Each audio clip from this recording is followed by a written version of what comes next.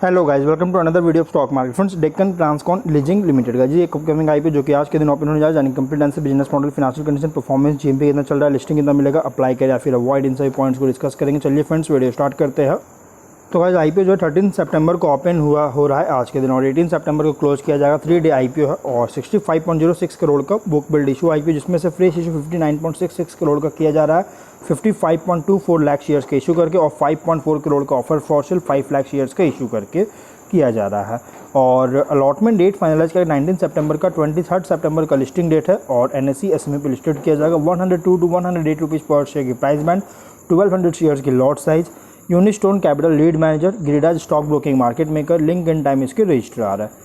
यहाँ पे ऑफर दिया गया है क्यूआईबी को 50%, एचएनआई को 15%, रिटेल को 35% का ऑफर दिया गया है। कंपनी के प्रमोटर जयदेव मेनन परथ और कार्तिका मेनन, मिरियाला शेखर, प्रणव जयदेव और नवनीत जयदेव इसके प्रमोटर है। प्री इशू होल्डिंग 87.17% का होल्डिंग देखने को मिल जाएगा।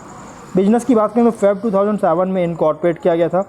टैंक कंटेनर्स का लीज और लॉजिस्टिक पर और सप्लाई से चेन सॉल्यूशंस जो क्लाइंट्स को अलग अलग सेक्टर्स में प्रोवाइड करता है, ऑफर करती है।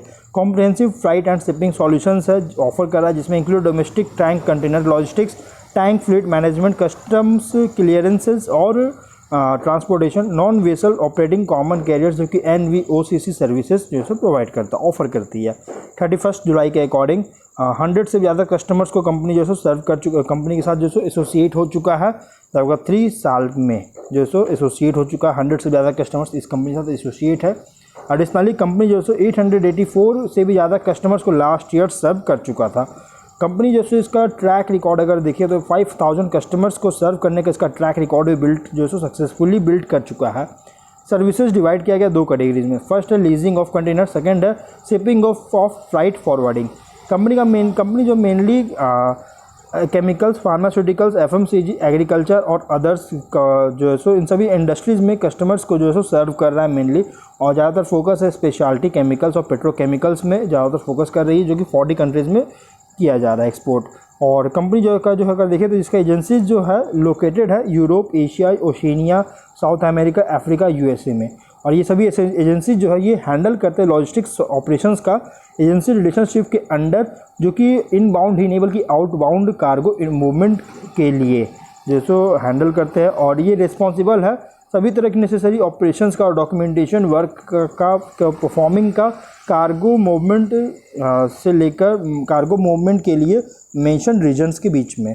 और कॉम्पिटिटिव स्ट्रेंथ की बात करें तो ग्लोबल फुटप्रिंट के साथ कंपनी के पास 129 सर्विसेज जैसे क्लाइंट्स को ऑफर कर सकती है, जिसके कारण अलग अलग कॉन्टिनेंट्स में और अलग अलग रीजन्स में लार्ज कस्टमर बेस है लॉन्ग टर्म रिलेशनशिप के साथ। लार्जेस्ट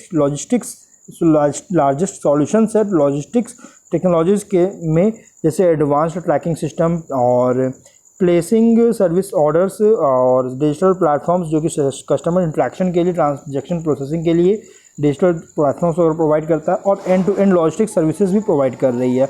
31 जुलाई के अकॉर्डिंग 84 एम्प्लॉयज़ का टीम था। फिनांशियल की बात करेंगे तो 22 में 153.1 करोड़ का रेवेन्यू, 5.1 करोड़ का प्रॉफिट। 23 में 180.6 करोड़ का रेवेन्यू, 8.5 करोड़ का प्रॉफिट। 24 में 153.6 करोड़ का रेवेन्यू, 11.8 करोड़ का प्रॉफिट है। फिनांशियल अगर देखा जाए तो टॉप लाइन हो या बॉटम लाइन, कंसिस्टेंट ग्रोथ। तो टॉप लाइन में तो यहाँ पे 24 में डाउनफॉल देखने को मिला। 23 में तो बहुत अच्छी ग्रोथ है, लेकिन 24 में डाउनफॉल, मतलब कि टॉप लाइन जो है इनकंसिस्टेंसी है, लेकिन बॉटम लाइन में कंपनी बहुत स्ट्रॉन्ग जंप देखने को मिला है। कुछ रिस्की पॉइंट की बात करेंगे तो यहाँ पे देखिए कंपनी हेवली डिपेंडेंट है उन इंडस्ट्रीज़ पर जैसे केमिकल्स और पेट्रोकेमिकल्स इंडस्ट्रीज़ पर। कोई भी अगर इन सेक्टर में डाउनटर्न या चेंजेस होता है तो बिजनेस को अफेक्ट कर सकता है। ये ऑपरेशन जो इंटरनेशनली ऑपरेट तो कर रहा है जब से ऑपरेट कर रहा है तब से गाइस ग्लोबल इकोनॉमिक चेंजेस वगैरह या फिर ट्रेड इश्यूज़, पॉलिटिकल कॉन्फ्लिक्ट्स वगैरह के कारण भी एक रिस्क फेस कर सकता है, जिसके कारण बिजनेस को डिस्टर्ब कर सकती है।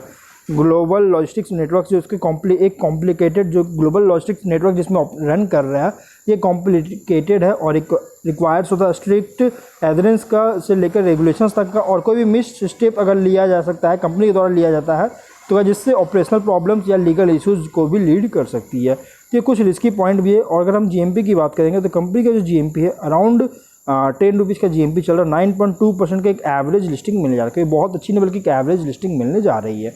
ऑब्जेक्टिव क्या है, तो टैंक कंटेनर्स के प्रोक्योरमेंट के लिए कैपेक्स फंडिंग चाहती है और working capital requirement general corporate purpose के लिए फंडिंग चाहती है, उसके लिए आईपीओ लाएगा। देखिए ओवरऑल कंपनी में अगर आप अप्लाई करना ही चाहते हैं गाइस, तो अगर आप रिस्की इन्वेस्टर तो आप लॉन्ग टर्म के लिए अप्लाई कर सकते हैं, क्योंकि प्राइस बैंड जो रखा गया फुल्ली प्राइस रखा गया, आप इसमें लॉन्ग टर्म के लिए प्राइस बैंड जो रखा गया एग्रेसिव प्राइस है, थोड़ा ज़्यादा प्राइस रखा गया, तो आप इसमें लॉन्ग टर्म के लिए अप्लाई कर सकते हैं अगर आप रिस्क लेना चाहते हैं तो, अदरवाइज आप इसको इग्नोर कर सकते हैं।